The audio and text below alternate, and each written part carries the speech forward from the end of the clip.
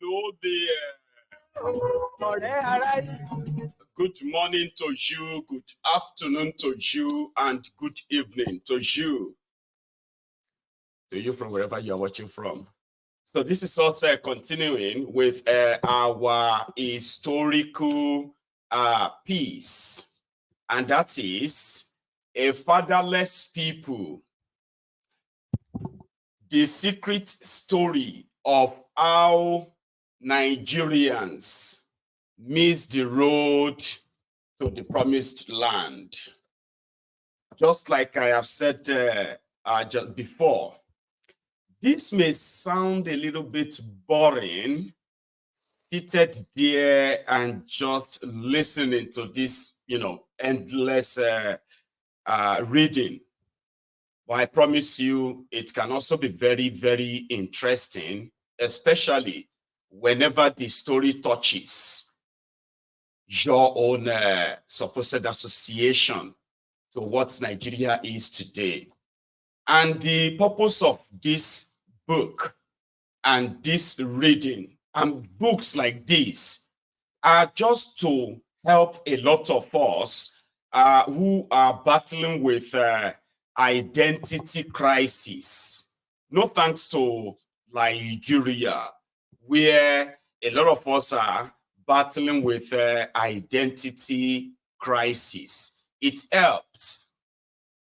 And for the generations that are here now and the generations that are coming, these two can encourage them to know more about themselves and who they are, so that when they want to stand up for or against what they have been foisted on, what has been foisted on them or forced on them, they will have a kind of, clearer understanding of why they want something different and better. And they won't be the first.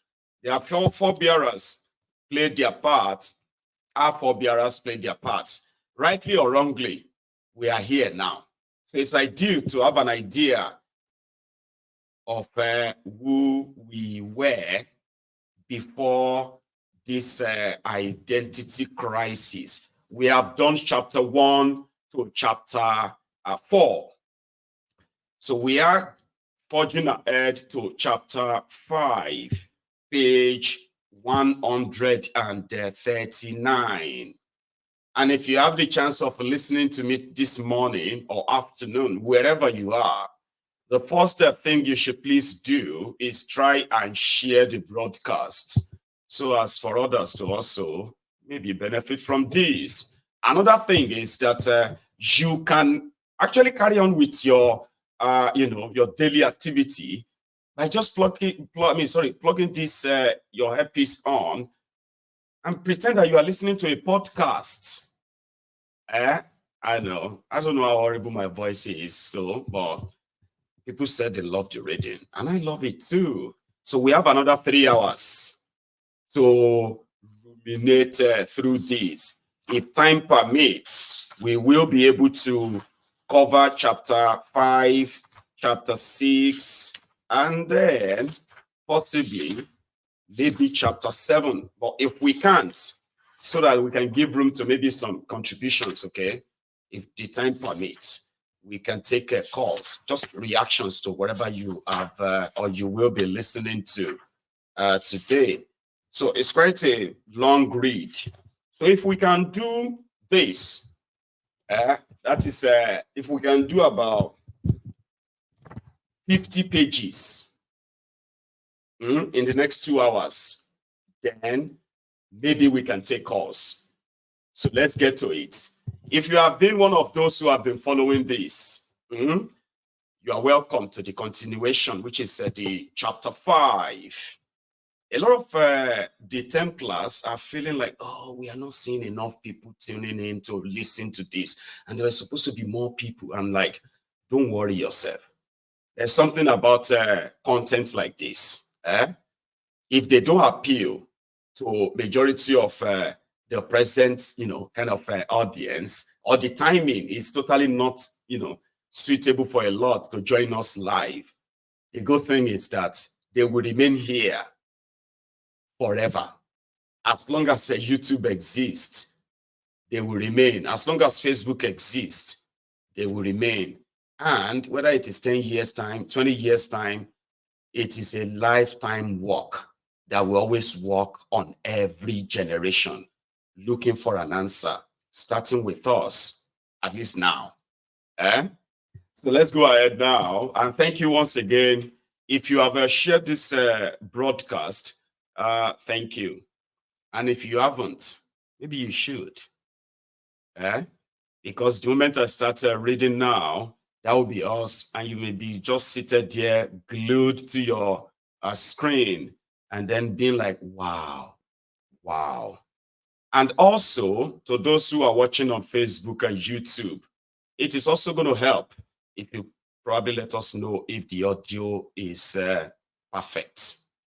Now, let us start. Chapter 5, A Fatherless People, the secret story of how Nigerians missed the road to the promised land, written and published by Dr. Dele, Ogun. Chapter 5, The Hot and Cold Wars and the End of Colonialism. There never has been, there isn't now, and there never will be any race of people fit to serve as masters over their fellow men. Franklin Delano Roosevelt. The aftermath of the First World War. Give me a sec. Better. The aftermath of the First World War. The beginning of the end of the slave trade started with a turn of events in the British-American relationship, climaxing in the American War of Independence. The end of colonialism, which replaced the slave trade, can also be explained by a turn of events in the same relationship. An understanding of these events is important for an understanding of the events which occurred in Nigeria, which culminated in the grant of independence on the 1st October 1960. The United States, having digested its own continental expanse, had been content to stand back from the scramble for colonies in Africa and Asia. With its own experience as the first overseas colony of the British Empire and the first to have gained independence, America understood that the underlying cause of the First World War was the business of empires. It had been a war between the halves, Britain, France, and Russia, and the have-nots, Germany, Italy, and Japan. The US's decisive intervention on the side of the colonial powers earned for it the opportunity to change the world order. President Woodrow Wilson's 14 points, which he proclaimed on 8th January 1918, was the first indication that the end days of colonialism were nearing, but it was only a tentative signal. Point 5 was a latter-day equivalent of the first steps towards abolition of slave trade. A free, open-minded, and absolutely impartial adjustment of all colonial claims based upon a strict observance of the principle that in determining all questions of sovereignty, the interest of the populations concerned have equal weight with the equitable claims of the government whose title is to be determined. A pronouncement of more significance for the future of colonialism was point 14, which introduced the idea of the League of Nations. Hitherto, the single most powerful colonial power served as the de facto ruler of the world and arbitrator of state claims. Now global sovereignty was to be pooled amongst a college of great power. The last attempt to regulate the uncivilized game of colonization had been the Berlin Conference of 1884. That effort failed because it focused simply on the regulation of the game between the main players and paid no mind to the interest of the have-nots, let alone the interest of the colonized. In, again, simply focusing on the ground rules of the game to be observed by the colonial powers and on punishing and reforming the conduct of the defeated powers. The terms of the peace agreement struck at the at Versailles in 1919 left the door open for a repeat of history. Those peace terms had stripped Germany of the few colonies in Africa that Bismarck had acquired by turning these territories into League of Nations mandated territories to be administered by Britain and France. In this modern application of the parable of the talents, the haves received a distribution of more colonial territory from the have-nots. It was a focus on the outward manifestation of an ambition at the expense of an understanding of what was driving that ambition. One man on whom the lesson was not lost was Adolf Hitler. Writing from his prison cell in 1924, Hitler saw the land and colonial question which had led to the First World War as unfinished business. In his view, Germany had too small a portion of the earth's land to be considered a great power. So this is what Hitler wrote from inside his prison cell in 1924 concerning this subject of the haves and the have-nots. In an era when the earth is gradually being divided up among the states, some of which embrace almost entire continents, we cannot speak of a world power in connection with a formation whose political mother country is limited to the absurd area of 500,000 square meters or kilometers rather. From the territorial point of view, the area of the German Reich vanishes completely as compared with the so-called world powers. Let no one cite England as a proof to the contrary, for England in reality is merely the great capital of the British World Empire, which calls nearly a quarter of the earth's surface its own. In addition, we must regard as giant states, first of all, the American Union, then Russia and China. All are spatial formations having in part, an area more than 10 times greater than the present German Reich.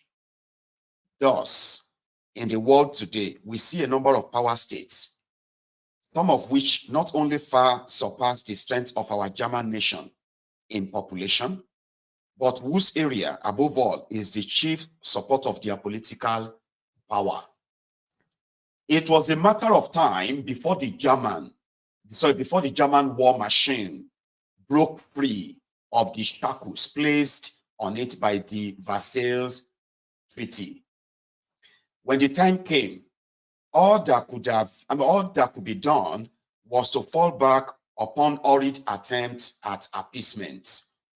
The envelope which Britain's Prime Minister Neville Chamberlain waved on his return from Munich when he proclaimed peace in our time is believed to have contained an agreement that Germany's former colonies would be returned together with the transfer of Nigeria to the Germans. The deal failed. It was not to West Africa that Hitler was looking to satisfy the German nation's hunger for land. It must be said that such a territorial policy cannot be fulfilled in the Cameroons, but today, almost exclusively in Europe. We must therefore coolly and objectively adopt the standpoint that it can certainly not have been the intention of heaven to give one people 50 times as much land and soil in this world as another. In this case, we must not let political boundaries obscure for us the boundaries of eternal justice. If this earth really has room for all to live in, let us be given the soil we need for our livelihood. True, they will not willingly do this, but then the law of self-preservation goes into effect. And what is refused to amicable methods, it is up to the feast to take. This was Hitler when he was offered Africa, part of Africa, in his, in the Germans' anger that the people called the world power, Britain, France, they have 50 times the land that the Germans have. So, in order to sort of appease him, they said they will give him Nigeria. If not, you and I today probably will be speaking German. Again, all the process of how our identities got stolen, destroyed, and a lot of us were left confused with the identity of one Nigeria. Like I said before, if Lugard had named this same geographical expression called Nigeria today, if he had named it Lugard, all of them are going to answer Lugardians today. But if they have sold us to Hitler and the Germans prevented the Second World War, so today a lot of you will not be beholden to England. We will be beholden to Germany. So you can see how they are like trading us, but Hitler was not interested in the Cameroon or Nigeria. He was more interested in the land in Europe. So that was why the deal failed. But let us continue. On the 1st September 1939, history duly repeated itself when the Second World War started with Germany's invasion of Poland in furtherance of Hitler's policies of looking to Eastern Europe to seize the land that Germany wanted. The new war, which touched every continent and consumed more than 100 million lives, saw a new lineup of halves: Britain, France, Russia, China, and their allies pitted against the have-nots, led by Germany, Japan, and Italy. There was a tragic irony in the fact that this war between the self-acclaimed civilized nations of the world was to draw in large quantities the human and material resources of those who they were competing to civilize. The story of the Yoruba man, Isaac Fadoyebo, one of the 100,000 or so African troops who the British deployed to fight the Japanese in the rainforest of Burma during the war, was but one of many. A new American Declaration of Independence. To begin with, the United States was, once again, able to stand back from the conflict by the cycle of history was completed, but the cycle of history was completed when the British Prime Minister, Winston Churchill, traveled to America to make a plea for America to repeat the rescue mission of the First World War by entering the war against Nazi Germany. Franklin Delano Roosevelt, mostly pronounced as Roosevelt, had brought America out of the Great Depression with his New Deal economic program. But it was in the field of foreign affairs that his greatness was to become manifest. He was astute in realizing that the First World War had ended without any clear vision of the principles upon which the world was to live in peace after the war. Guided by the shortcomings in President Woodrow Wilson's 14-point, he was determined not to repeat the mistake of failing to secure a clear agreement on the shape of the new post-war order before committing American lives to the war. So, he wrote, leaving to one side for the moment the fact that Nazism is hateful and that our natural interest, our hearts, are with the British. But there is another angle. We have got to make it clear to the British from the very outset that we don't intend to be simply a good time Charlie who can be used to help the British Empire out of a tight spot and then be forgotten forever. The discussion between the American president and the British Prime Minister over the future of the British Empire is interesting. Roosevelt, this is now the historical record or recorded conversation between Roosevelt and Churchill. Roosevelt, I can't believe that we can fight a war against fascist slavery, and at the same time not work to free people all over the world from a backward colonial policy.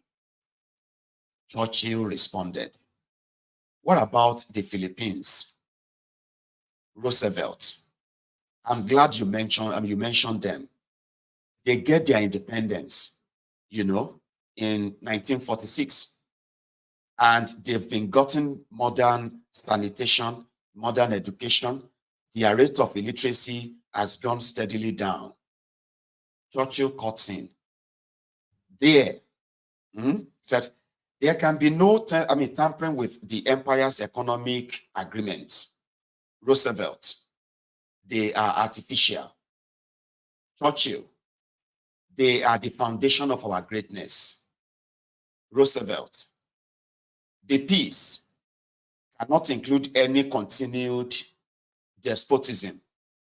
The structure of the peace demands and will get equality of peoples. Equality of peoples involves the utmost freedom of competitive trade. Churchill, Mr. President, I believe you are trying to do away with the British Empire. Every idea you entertain about the structure of the post-war world, demonstrate it. But in spite of that, we know that you constitute our only hope And you know that we know it. You know that we know that without America, the empire won't stand.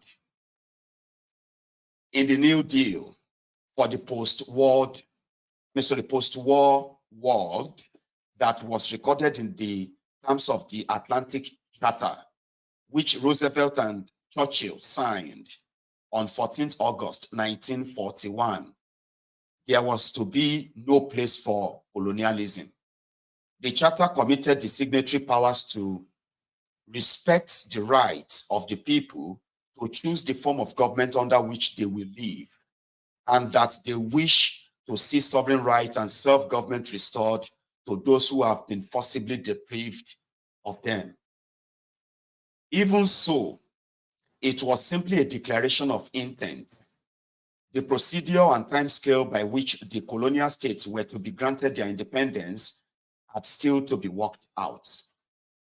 What Roosevelt envisaged was that at the end of the war, the United Nations would replace the colonial powers, Britain, France, and the Netherlands, as the arbiters of the national interest of their colonial subjects. They would effectively hold their colonies on trust under a mandate from the United Nations by which they will be charged with the responsibility of bringing education, raising standards of living, improving the health conditions of all the backward, depressed colonial areas of the world. The decision on whether any colony was ready for independence was to have been taken out of the interested hands of the colonial powers and placed with the United Nations as a whole. That none of this happened was the result of a twist of fate that saw President Roosevelt died on 12th April 1945, just weeks before the German surrender on 7th May 1945. With Roosevelt gone, the defenders of the old world order took rapid steps to ensure that the vision was buried quickly with the man. The winds of change that Roosevelt had whipped up with the Atlantic Charter suddenly died. The Cold War and the Vietnam War. Warrior nations need enemies, and if there is none, they must create one for it. They must create one, for it is the source of their internal strength and unity. Britain is before anything else a warrior nation. Thus, even before the final surrender of Germany, for which the three great powers, Britain, America, and the USSR, had pooled blood, sweat, and tears to achieve new battle lines were being drawn between Britain and America on the one side, and the new enemy, the USSR.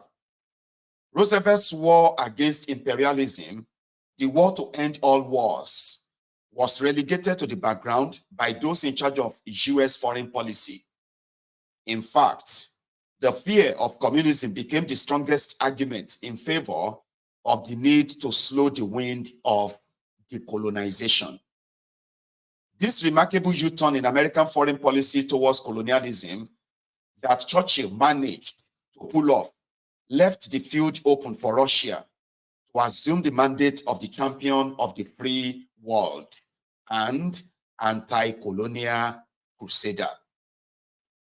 Anthony Eden summed up the situation as he flew to Washington in 1956 to make a fresh appeal for America to line up on the British side in the new war, the Cold War against Russia, and the defense of colonialism. The visit of Marshal Bourgani and Mr. Khrushchev to India and Burma had not helped us. Western leadership had been put on the defensive by the anti-colonial manifesto. They had flourished there. It was necessary that we and the United States should draw closer together on this prickly topic and find words to express a common philosophy. With Roosevelt gone and with America now lined up against the new enemy, the British Empire had a new lease of life. However, it was to prove only a short reprieve before differences between Britain and America over war strategy to help France keep hold of its colony, French Indochina, Vietnam, led the Americans to serve a final and formal notice on the British and the French to dismantle their colonial empires. The American administration under Dwight D. Eisenhower had been proceeding on the basis that the new common enemy was communism in all its manifestations. When that enemy, with the active sponsorship of communist China, surfaced in Vietnam to drive the French out, Eisenhower expected British support for intervention